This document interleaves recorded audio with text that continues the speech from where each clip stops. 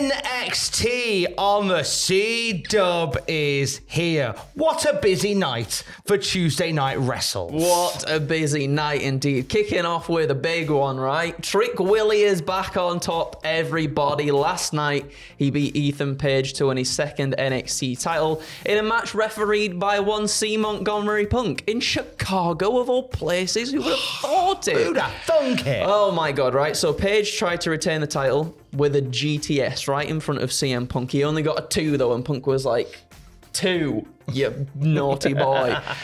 Trick then almost struck Punk when he countered the Ego's Edge, and moments later dodged a corner attack, following up with a trick kick for the win. And then as the show went off the air, just for good measure, CM Punk gave Ethan Page a big old GTS as well. Not only that, though, right? This is the big news coming out of this one. This is what happened when NXT went off. Yeah. Yes, after the show, CM Punk had a surprise for all of the fans in attendance. Free pizza from Chicago Pizza House, Lou Malnati's, which is a very good name. I like that very much. He almost said, pizza's on me, but he didn't. He corrected himself, saw how many people were in attendance and went, it's on us. It's on us, not me. I am billing that. Yes. I am paying for that. Brilliant match though. Really, really good, honestly. Really strong main event for NXT's premiere on the CW. Everything about that night felt big.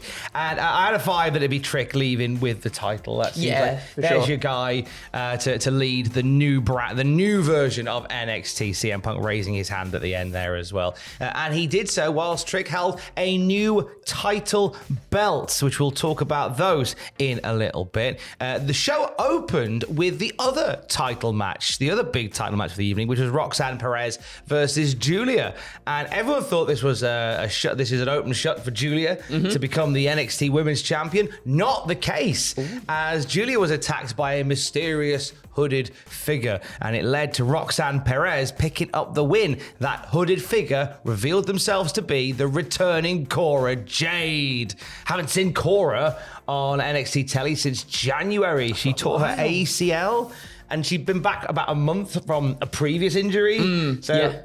Bit of bad luck for Cora, but it seems like she's back. And then there was a segment backstage later on where it seems as if Cora Jade and Roxanne Perez have a somewhat of an alliance now, with Cora going, I like the woman that you've become. Yeah. And Perez going, hey, maybe we can be friends with a common enemy. I don't mind the way that this played out, because I would obviously not mind more matches between Perez and Julia, because I thought that match was amazing as well, like really good. I think they're probably gonna stretch this one out a little bit longer, and I imagine if we get this alliance between Perez and Cora Jade, we'll also get an alliance between Julia and Stephanie Vaquer as well. We've got Halloween Havoc coming up fairly soon. Maybe we see some sort of tag team action there. But I don't mind. I enjoyed it. Again, another banger match. They were really on form last night. I thought it was just a good show all around. Speaking of tag teams, what a tag team we had to officially open the brand new NXT on the CW. Oh yeah, Shawn Michaels and Triple H reunited at the start of last night's NXT premiere on the CW.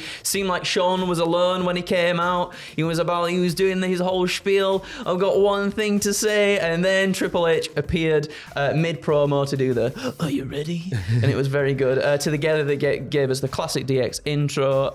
Just nice to see. Nice to see two friends back together doing the little bits that they do. You can't go wrong. Can't go wrong indeed. Shawn Michaels as well, unveiling some shiny new hardware for the new look NXT. Yeah, the belts have sort of like the new logo in the center. They reflect the new metallic silver color scheme. I like the ones prior a little bit more. I don't know. Maybe it's because we've had that for so long, and that's just what I'm used to. I don't mind them. I don't mind them at all. I just think that the previous ones had a bit more character to them. That's all. I like the new ones. I'm not saying I don't like them. I'm just saying I like the other ones a bit more. The others had a bit more personality. But you see, this is always the case when they introduce a new title in WWE, or have done recently. I'm like, I don't know if I like that much, and then it grows on me. We don't like change. Yeah, no, that's it, isn't it? But then sometimes you see, like the different renders, or maybe when it's not got the arena lighting on it, and you're like, oh, actually, that kind of does look a little nice. Like, I don't mind that. I like them. I just don't like them as much as the other ones. That's all I'm saying. Well, we'll see how you feel next week about them. So new NXT men's and women's titles. I would imagine that other new titles will follow suit. We know that we've got the North American title and the tag titles on the line next week, which we'll talk about shortly.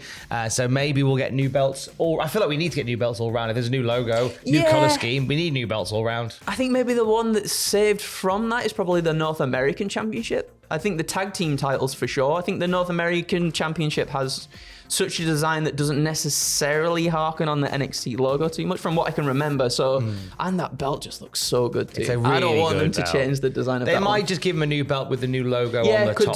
Could very well do, yeah. We'll find out next week, I would have thought. An NXT debut was teased last night as well. Before the main event last night, we had a vignette featuring a red-headed woman walking down a sort of post-apocalyptic highway. And above her, there is a sign that has the numbers 10 and 27, which is the date of Halloween Havoc. Ooh. This is Delta, standout Australian performer who signed to WWE recently. She's going to rip the place apart. Seek out some Delta matches. Get yourself comfortable. Get yourself familiar with the doomsday machine that Delta is. And, this is a wonderful addition to what is fast becoming the best women's division in North American wrestling. Yeah, I don't know too much about Delta at all. I'm going to do exactly what you said. I'm going to go out and see what I can find and see what all the fuss is about. But I'm excited because, yeah, you're right. I think there's been a lot of talk recently about the NXT women's roster just being stacked and rightly so as well. Let's keep on stacking it. Next week, NXT stays on the road. They're in St. Louis next week for the second week of NXT on the CW, and we had a new match added to that card last night, didn't we? Yes, we did. So after being advertised for an appearance on this week's CW premiere episode, WWE Women's Tag Team Champions Bianca Belair and Jade Cargill provided backup for NXT Women's North American Champion Kalani Jordan in a showdown with Fatal Influence. It was soon afterwards announced that Jordan will team with Cargill and Belair, and they'll face Fallon Henley, Jacy Jane, and Jasmine Nix in a trios match next week when NXT rolls into St. Louis. And they are joining a card that features a performance by Sexy Red. Yeah. Sexy Wendy. I want to start calling her Sexy Wendy. Sexy Wendy. Sexy Wendy. Sexy Wendy's on next week.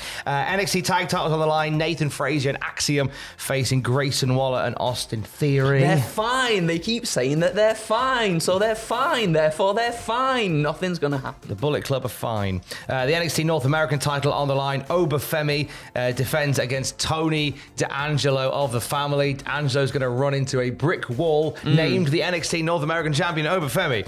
And of course, Randy Orton returns home to St. Louis in a huge match for Javon Evans. One-on-one, those two will go. I'm excited. Me and Adam were talking about this before. I think Javon is probably going to be on the receiving end of some kind of mental RKO that'll be played in highlight reels forever. And I think that'll be an incredible. I bet, like, deep down inside him, he'll be like, that's cool. I get to be on, like, if that does happen and he does get to be on, like, the highlight reels of the coolest RKOs we've ever seen. That's cool. I think we've all had independently here in the office exactly the same opinion where we've gone, I wonder which springboard move he will use to land in an RKO. That's it, isn't it? It's almost defo going that way. That's next week as NXT continues on the CW. But this week it is a premium live event. It sure is. It's Bad Blood, everybody. So later on today we will have 9 pitches for WWE Bad Blood. That will be myself, Ross, and Fraser, as Jack is away at the moment. We've also got predictions that'll go up tomorrow. We'll have live reactions with Adam and myself on youtube.com/cultaholic/live, as well as what happened at and the WTF moments for the show as well. Busy old week with WWE going PLE on Saturday night. Also, one of the big matches from that show is Drew McIntyre and CM Punk. I've done a whole retrospective on this feud that it actually goes back 10 years, believe it or not. Check my findings on the YouTube channel. And whilst you are there, join Andrew, join Ross, and join Adam, who are giving WWE superstars licensed entrance themes. Yes, you'll never guess what we gave to AJ Styles. I'm not even going to tell you. You've got to find out for yourself. And for the latest wrestling news at any time, you can check out cultaholic.com. Case. Love you, bye.